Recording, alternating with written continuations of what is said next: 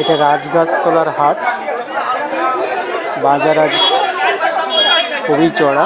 আলু দোকানের সঙ্গে বর্ষায় লিপ্ত হলো সাধারণ মানুষের সঙ্গে।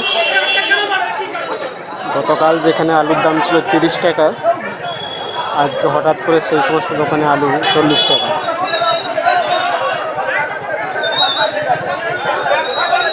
বন্যায় প্লাবিত হওয়ার ফলে তার একটি